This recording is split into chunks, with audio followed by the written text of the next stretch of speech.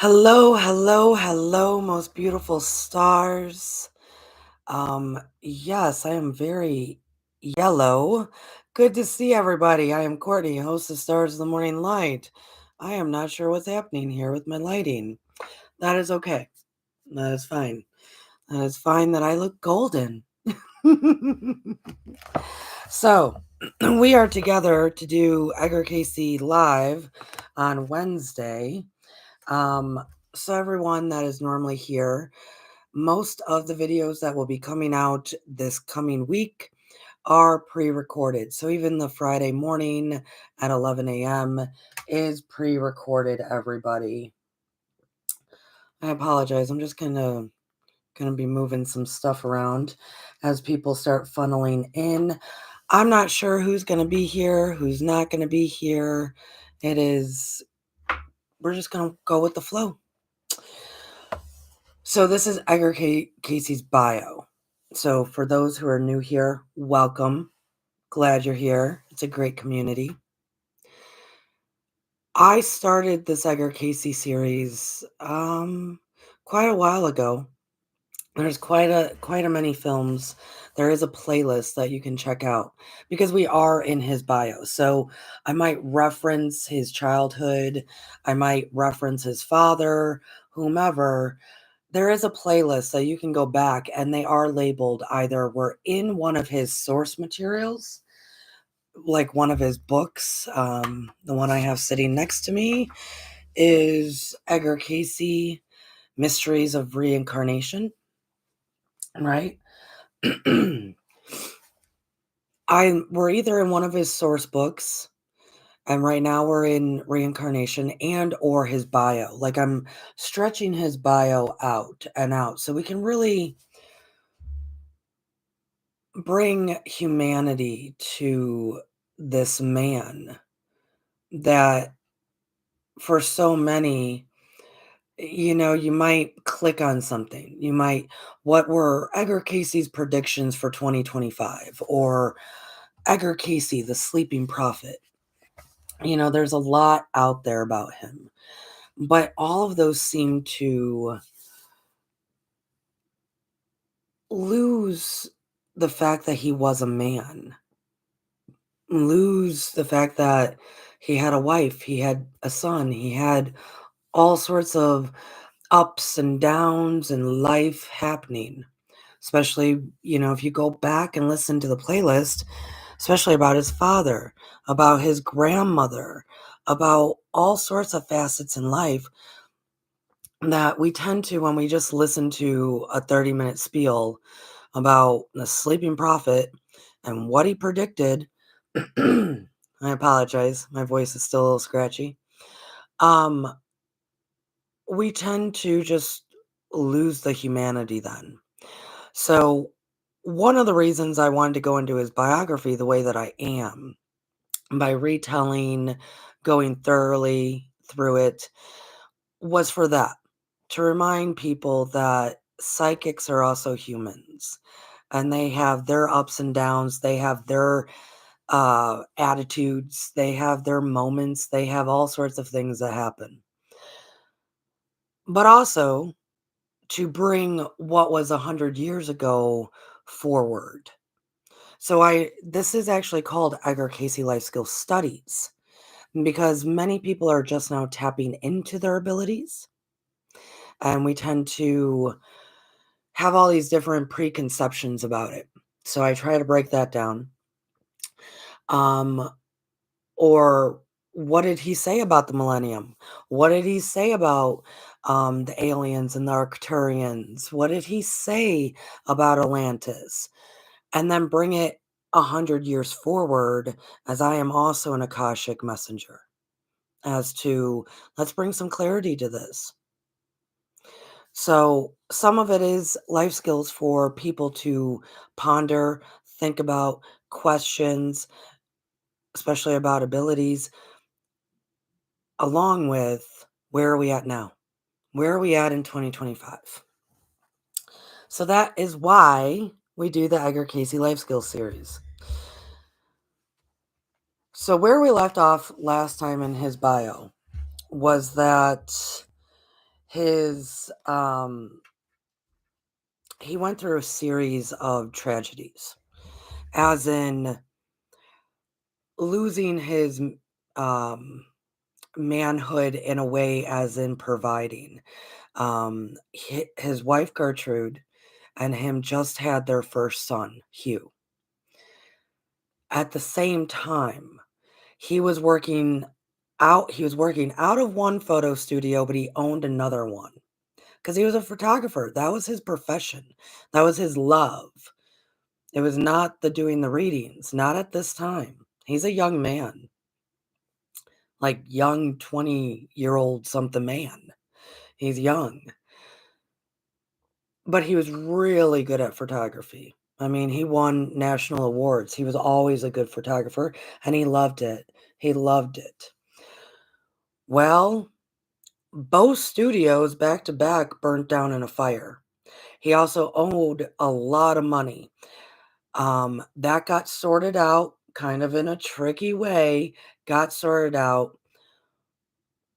After that, though, his wife went back to live with her family to take care of the son because now Edgar didn't have any employment. He went through a time period as well,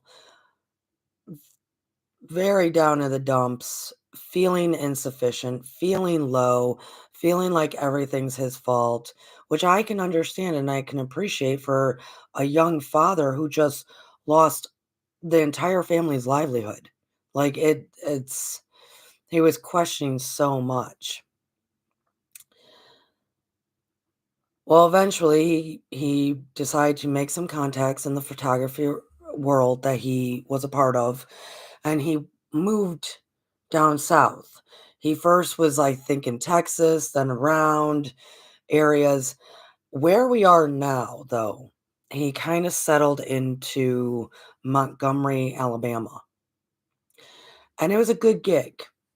He had um, his position with this particular studio, photography studio, was he was the guy that would show up to the local schools and take pictures of all the kids.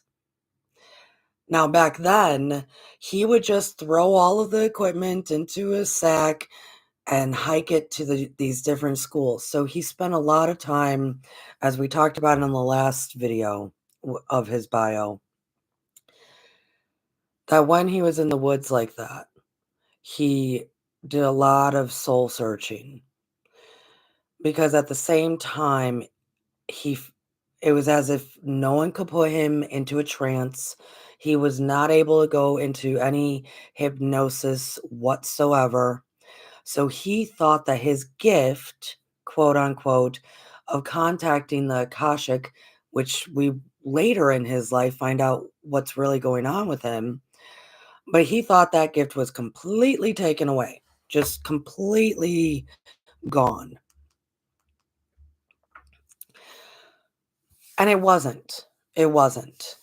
Um, but he needed that time to do a grand amount of soul searching. So sometimes the universe does that, right? Sometimes it does. What pulled him back in was a young girl needed a reading. Um, People that had known him from Hopkinsville in Kentucky, they had conceived or gave birth, I should say, to their first child, and she had some problems. So they went down to Alabama to get a reading from him, and basically, I mean, kind of begged him, and he kept saying, "I can't. I can't." And eventually, I think Lahane was actually the one that went down with him, the doctor that he worked with previously to put him in through hypnosis. And Lahane said, "Why don't we just try? Why don't we try?" And unbeknownst to Edgar, he goes into his trance, he gives a reading, he saves this young girl. And Edgar really needed that to be reminded about what the gifts are for. It really is to help people. First and foremost, it's to help people, right? So He's in Montgomery. A few people got word of this because, I mean, of course, there's locals. They're like, who are these people and what are they doing? And they're coming down from Kentucky. What's going on? Well, and Lahane also introduced himself to some of the local doctors and whatnot. Of course, he would have. So Edgar was asked by a few different doctors, what are these readings? He did a couple, but he was trying to back off. He was really trying to back off. He wanted to just fix his life, get back on the map with photography and success that way so he could provide for his family that are back home in Hopkinsville. Well, this is where we're starting off today. He ends up in Montgomery, Alabama. He's doing fine. And one of these doctors, Dr. Ketchum, says, hey, I hear you do these things called readings. How do they work? What goes on? And Cayce kept pulling away. I don't want to do this. I don't want to do this. Well, so this guy, what is his name? He's a bigwig. He's such a bigwig that his name is still very present in the South, right? George Dalton, a wealthy building and railroad conductor and owner of Hopkinsville only brickworks. So, this guy Dalton, George Dalton, okay, he owns brickworks. He owns a bunch of different buildings. He is a train conductor. I mean, he's well. He's well off and he's well known, right? Probably a little bit on the shady side. Ketchum's his doctor. So Ketchum's saying like, hey, I got this guy. He couldn't walk. He did something to his knee. He couldn't walk. Cayce's like, okay. Because the problem is, think socially wise. In today's world, if a psychic refuses to do a reading for someone, it's usually probably fine because that person, they might put it out onto social media, but it's not going to affect the psychic so much, right? It's not, especially if they already have a reputation. But now go back 100 years. If you are unwilling to help out a prominent person in the community, that's not just affecting any psychic thing that you don't want to be attached to. That's your job. That's your social standing. I mean, back then they could have refused to, let you shop at the grocery store, depending on how much pull that guy had. Yes, I'm not saying today in social media, it's not horrible. It's truly horrible sometimes on social media what people say and do to each other and the talking and the reviews and the horrible nature of things. Yet and still though, if you get right back onto social media and you just start cranking out all new stuff and you can recover so much easier. If you lose your standing, you can recover it. Hell, you could just start a whole new profile and you could recover it, right? Not so much in the small towns of rural Alabama, even though it was Montgomery. Not so much even in Kentucky, where Edgar Cayce's from. Not so much 100 years ago. Because this is around 1909, 1910. I think this is like 1909, where we're at right now. If you lost your standing because you refused something, well, so Cayce allowed it. Cayce allowed this reading to happen. Ketchum was able to put Cayce under a trance. Ketchum was he was a homeopathic doctor. So he was a doctor, but he also kind of went into hypnotherapy, and he was very open to all of the herbal remedies that Edgar would talk about in his readings. He was open to all new things, inside the box, outside the box. Edgar does this reading for George Dalton for his knee because all the doctors all around were just saying that they would have to amputate it. That was their solution at the time. In Edgar's reading, it was said that the leg could be saved if you cut open the knee, drill a hole through the kneecap, and put a screw in there, and then keep him, elevated, that he can't walk on it for a long period of time. What we know now is standard everyday surgery. I shouldn't say every day, unfortunately, but it does happen every day. My left ankle, it had to be completely reconstructed. And so I have one huge plate on one side with like 6 big screws and then 2 like huge screws going through the other side. So what I'm saying is 100 years later, this is everyday practice. At that time, when Cayce's reading is telling Dr. Ketchum to do this, it had never been done. Ever. Period. Ever. And all of their education and books and what they know of medical history. So Ketchum, that was his first response. Like when Cayce kind of came back to, he said, did it go well? Was there a solution? And Ketchum just stared at him and said, yeah, they gave a solution. It's never been done, ever. So here's the thing. George Dalton agreed to doing this never heard before surgery. Because what else did he have to lose? His leg? I mean, if that went wrong, well, then it would still be the solution to that would be the amputation that they're trying to get to in the first place. All these other doctors. So they went to the local blacksmith, and Ketchum knew during the reading to ask for exact application from beginning to end of how to do this. So kudos for him for knowing that.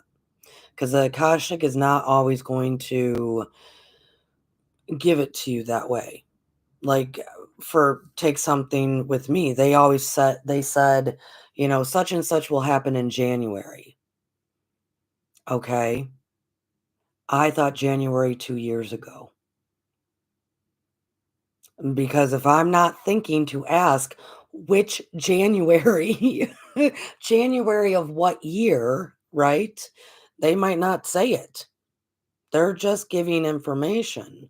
So I definitely have to kind of be on my toes as to exactly when and what. Give me all of the little details, which I'm not really a fan of doing, but sometimes I have to, especially if it is a procedure or how you go about fixing something at the house or time wise, to give me some dates of reference, right?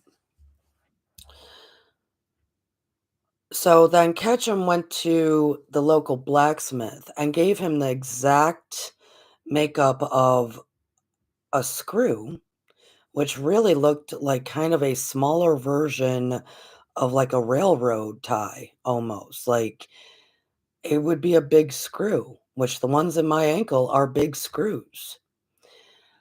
And the blacksmith made it, and he did the surgery, and he did everything as they laid out. And a few weeks later, well, actually a few months, I shouldn't say a few weeks, a few months later, um, he wanted to take an x-ray of Mr. Dalton's leg, but he was too afraid to move him yet. Like, he was too afraid for him to put weight on his leg, walk, anything. And he had the only X-ray machine in all of Montgomery. But he was also too afraid of, like, how do you get this man on a horse and buggy to come? How do you even move him on the road, really, when the roads are full of dirt and potholes and all sorts of stuff? It's not the paved highways we're thinking of. How do you do this safely so he can actually get an X-ray done? Because you can't move the machine. That's way too heavy. That's way too much, right? So a bunch of George's relatives, men, took the mattress that George is laying on, carried it out of the house with him on it, and were carrying him to the doctor's office. So this is also, they're going through like downtown, carrying him on a mattress. Everybody in Montgomery were coming out of the woodworks watching this, not understanding what the heck was going on. They're watching. They're out there. So now word is starting to spread. The X-rays proved that it was healing wonderfully. And that's when slowly they were like, okay, maybe you can walk on this. Maybe you can do that. I personally, I got to do physical therapy. And I will tell you, that was some of the most grueling, painful thing I had ever had to do, especially learning how to go upstairs again. It is not easy because we learn how to walk, how to go upstairs, how to bend our knees, all that jazzy stuff that we do. We learn how to do that at a very young age. I walked on my first birthday and I had been going ever since. So it's more of a subconscious motor function. We just know how to do it. And babies learn by watching the adults. To be an adult, that my body completely wiped the slate clean as to how to do that, or I'm having to, pull it out of my subconscious as to how to do this. It was very painful, very difficult, but at least I want to really emphasize this. I'm in full support of physical therapy. I am in full support of people, if they need it, going to physical therapy. Because if I hadn't done that, I would not be able to walk correctly the way I do now because of a completely reconstructed ankle. And it was the physical therapy. So eventually, yes, George Dalton was able to walk again. And he died like 20 years later, but that screw was still in his knee. That was the first time ever in medical history anything like that had happened. And it came from Edgar, from Cayce, right? So, folks, Edgar was not a big fan of Ketchum. He was not. And I hope I'm pronouncing that right. I think I am. He just didn't like the guy. Here's the thing about Edgar. Even though at this time still, as a young man, he had no idea who he was really communicating with. He thought that he had no power or authority, I should say, over his gift, with his gift. He did not know how to work with it. He thought somebody had to, and I put that into quotations, really had to put him into a trance in order for him to give a reading. That didn't really kind of work itself out a bit smoother until much later in life. But that doesn't mean that Edgar as a child, Edgar as a young man, did not have a very large intuition, as people would like to say. He was that beautiful child that If he saw an adult or another human, maybe distraught, with his empathy, his sympathy, his intuition, he would walk up to that person and just ask him what was wrong. And for some reason, even as a very young child, very young, these adults would just start laying it all out to him. Well, we're scared about money and my brother's sick and all whatever it may be. And whatever Edgar then would say to them would give that adult some comfort. So regardless of age, regardless if he's in a trance or not, he could just feel people, understand people, read people, as we would say. And he read Ketchum. He did not like the guy. He If there was ever they had to meet up to do a reading, he would do the reading and leave. Let's say they would go to somebody's house to do something, like a reading. He would never ride in the same car or buggy as Ketchum. Never. He just didn't like the guy. Come to find out, though, there's probably a lot of reasons why. Ketchum's not a good person. But Edgar didn't know this at the time.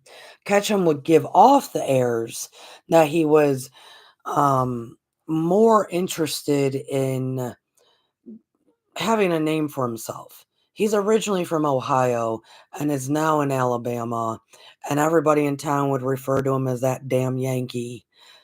So he would work even harder to try to make a name for himself. It's reported much later in years when they were talking to Ketchum to ask him about his time with Cayce and some other stuff, he would reference how, yeah, Cayce just kind of knew. He admitted that at this time when he's trying to work with Cayce, he's also trying to get into all these different social networks, social clubs. And he was willing to blackmail people to, enter like the Elk Club. At least later in life, he admitted it. And I think, it's because later in life we do need to exalt our sins to someone. I think Edgar could feel all that. Like he couldn't maybe pinpoint it, but he could feel something's off with this guy. So Edgar tried to stay away from him as much as he could. So the readings were sparse, let's say. Well, this is kind of I I guess before I go into this, Ketchum, I think he was a very intelligent man. I think based on how he handled George Dalton and that procedure there, based on they had to do another reading that this young man had a really bad sore on his leg. And of course, they're thinking we got to amputate. So Cayce did a reading, and the Akashic kept saying, you need to get oil of smoke, oil of smoke. Well, Ketchum had never even heard of it before, but he figured because the Akashic said it so kind of nonchalantly that it must be a normal thing that people use. The drugstore in town, they didn't know about it. Well, then he went back. Cayce did another reading to find out where is this oil of smoke. And the the Akashic said, no, there's a bottle in Kentucky. They gave him the drugstore, they gave him the information, there's a bottle in Kentucky. Ketchum reached out to Kentucky, and they looked all over at this drugstore, they couldn't find one. News gets back, again, he goes to Cayce. The Akashic said, yes, there is a bottle in that store. Go all the way to the back of the stock, to the third or fourth shelf, whatever they said, they labeled the shelf. Behind this bottle is the oil of smoke. He wrote all that to the drugstore, mailed it. got it back. I mean, guys, this took time. All of this stuff, right? Lots of different correspondence. Well, that oil of smoke was there. And that oil of smoke was actually just oils that then were infused with smoke from a fire. What we know now would be like charcoal. All the properties of like activated charcoal are probably now infused in these oils, right? Well, I bring that up because I think Ketchum was a brilliant man. You gotta be pretty smart to blackmail people. You gotta be pretty smart to understand how to do a surgery like with George Dalton and his knee, the first time that's ever been done in history, and the only thing he ever received was the reading from the Akashic on how to do it. I think he was understanding what was going on. Even if he didn't fully understand, he was studying Cayce along with taking care of these different remedies, doing this and that. Meaning, I think he was watching Cayce to blackmail someone, right? Which he admitted he did. You got to watch what they do. You got to get some dirt on them. You got to kind of read them. You got to kind of figure out what's going on in order to blackmail them. I think Ketchum was doing the same thing with Cayce, following and trying to understand this young man who was just a photographer walking in the woods from school to school. I think Ketchum really did study Cayce at the same time. This is why I say this. That summer of 1910, I believe, the two parted ways. And there was never a phone call, never a correspondence, nothing. Edgar Cayce went back to Kentucky for a while because school is out, right? He wasn't really working. School's out. He was a school photographer. But he got to go home to Kentucky to be with his wife Gertrude and his son Hugh at the Hill, right? I'm sure it was a lovely time. At the same time, this guy Ketchum, this Dr. Ketchum, had gone to California for some kind of doctor summit, whatever, conference, international, I think even. I mean, it was like a big thing in California, where he and another doctor had written a very large paper, very large presentation paper to present, which is what they do. That's fine. That's good. They type up all their studies, their research, hypothesis, all sorts of things. That's their job. Good. Thank you, doctors.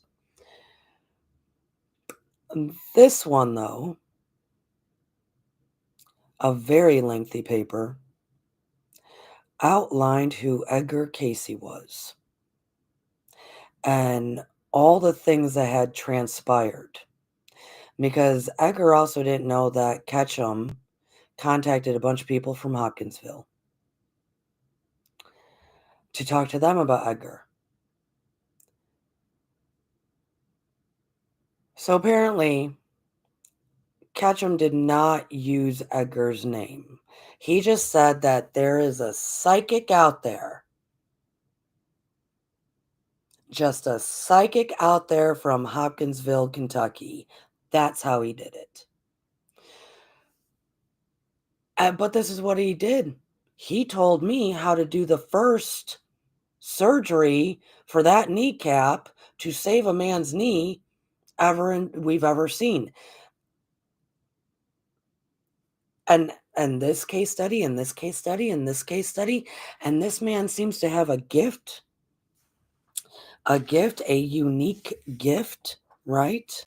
I think the word that they used,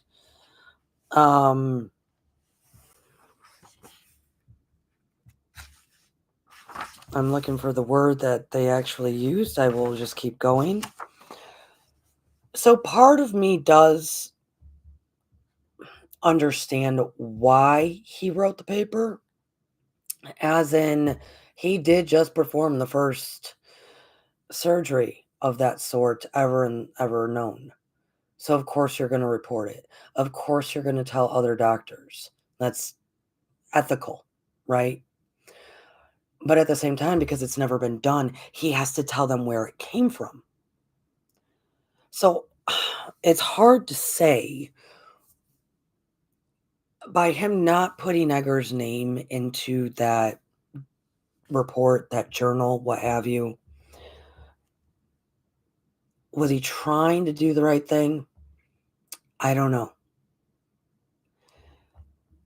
Because a lot of the documentation was describing not so much the surgery he did, but the unique qualities of this psychic.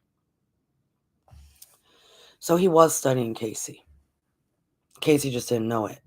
Until, this is kind of the crazy part, Ketchum never even told Cayce he was writing it. Until Edgar's back in Montgomery, Alabama. It's October. School's back in session for a little bit. He's got to get back to work. He says goodbye to Gertrude, kisses Hugh on the head, and goes back to Montgomery.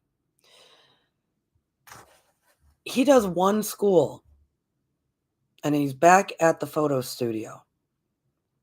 You know, he just gets back with it. He's unloading all of his equipment, and this reporter walks in. Hey, are you Edgar Cayce? Yes, how can I help you? Well, can you tell me what this is about? This reporter had a bunch of different articles. So many different articles from across America. From the New York Times to articles from Chicago, tons of news articles. And this reporter wanted to clarify if the man in these articles was the man that he's standing in front of. Could you imagine? This is what happened. Edgar was at the Hill in Kentucky. He gets back to work sometime September, October, he's doing his thing. This reporter comes in. Edgar's notified. He finds out about the doctor conference. He then finds out that Ketchum gave that entire document to a doctor who then brought it to Chicago and spread it all around Chicago, which then led it to New York, that spread it all around the physicians of New York. And then the news started picking it up. And what the news then did, and he didn't know this, because it was during his time frame of like he's back in Montgomery, he's working, school's back in session, he said goodbye to Gertrude. In those like 3 or 4 weeks, a bunch of reporters figured out, let's go to Hopkinsville and find out who this guy is, which would not be hard. They all went to Hopkinsville. They were crowding Hopkinsville. Well, who do you think then really told him?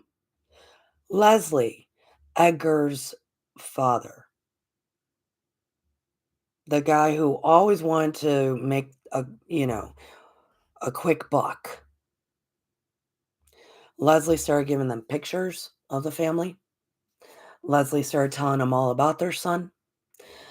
They started asking others in town, and so Edgar was referred to as like a freak and all sorts of stuff again. The article that was handed to Edgar when he is now receiving this information for the first time, the first article was entitled. I'm going to read the title to you. It's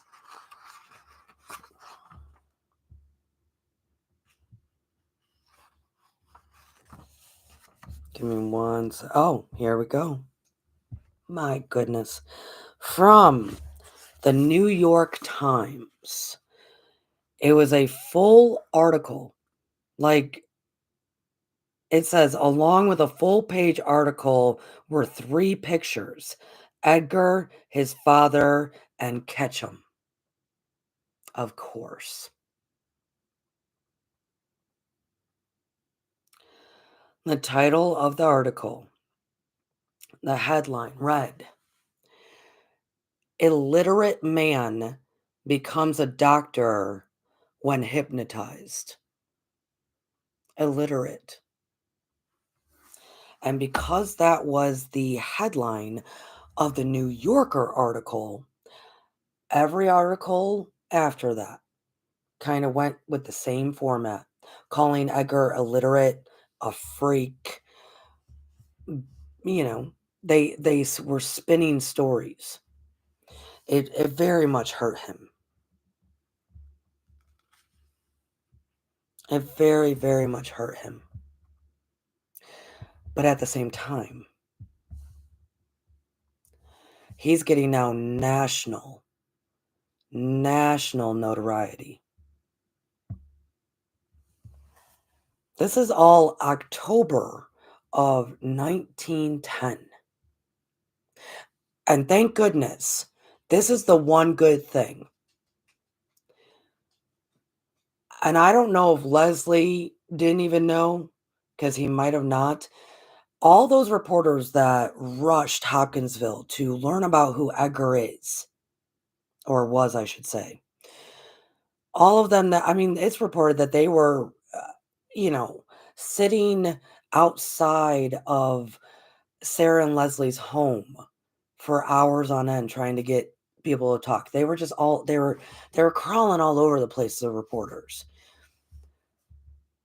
But all of those reporters also assumed that Gertrude and Hugh, baby Hugh, who's maybe a year and a half now or so old, that Gertrude and Hugh had gone back with Cayce to Montgomery. They did not know that she was basically right up the hill, at the hill, the house. They had no idea. And Gertrude didn't really know why I don't think she really knew what was going on until it was too late. Because you have to remember, this is not like she could text her husband or even call her husband. So by the time she would have figured out what was going on and the articles that were coming out saying illiterate man, right, becomes a doctor when hypnotized. By the time she would have figured that out, she would have had to send a correspondence to Edgar, who might have not even been in Montgomery yet. He just got there. By that time, the other reporter who is showing Edgar for the first time is there. So we do have to take that all into account when we're talking 100 years ago, that it's not like they were just picking up the phone or texting or putting it all over social media. No, but the newspapers were huge. They were huge, especially 1910. Oh my goodness. So much going on, and they would get it from the paper. So he is now being nationally recognized. I kind of want to leave us with that tonight, because where it goes from there, well, this is why every time if you plug in prophecies of 2025 or predictions, or you try to Google some of the best known psychics, Edgar Cayce's name is going to be on the list. Like I said, try to bring humanity to this man. as in he was a man, as in he got to read that headline. Illiterate man becomes a doctor when under hypnosis. I could not even imagine. I could not even imagine. And the people in Hopkinsville started calling him a freak and whatnot again, and started telling him all about this oddball child that grew up around them. His life was now in the forefront of the national news. And he's just trying to be a simple photographer, trying to take care of the woman that he does love, who sees him for the man, not the psychic, who is also now a new father. That is why I'm going to leave it with that tonight. Take that in, folks. That is a lot for one man to carry when he yet still does not even understand what his gifts are or how to have authority over his gifts. I am always teaching, especially with the patrons of Stars of the Morning Light, for whatever course subject we're in, the authority that they have, and try to learn and understand and establish your authority, because there will always be people out there who will exploit it if not. And so my heart goes out to him in this moment, to Edgar. It really truly does. And this is before all you guys might be listening and thinking of, MK Ultra stuff. This is before that. And then all the psychics had to go through fears of that. This is the time of, even though it's the spiritualist movement, there was also a lot of pushback against the spiritual movement with all the different religious sects. This is, think of, this is right before prohibition. There's a reason why. There was a whole lot of religious communities pushing back on the lawlessness of all sorts of bad things, right? From the spiritualist movements to everything. So it is a very contentious time in the US, anyways. Definitely for an actual birthright psychic who is not trying to manipulate, get money, all sorts of things. This at the same time, this is kind of when Houdini, maybe a few years later. Houdini, who is this amazing magician, he actually would meet up with all these different psychics to try and prove that the psychics were false, that they were wrong, that they were charlatans. And I think that's great. His mother was very into spiritualism. She kind of raised him with that. But then Houdini lost his mother, who he was very close with. And so he seeked out to he wanted to cripple and get rid of this spiritualist movement that would talk about, we can talk to ghosts, we can do all this and that, to try to connect you with your mom again. And they were all full of it because the amount of charlatans at the time, well, it's about the same amount now. Oh, I love y'all so dearly.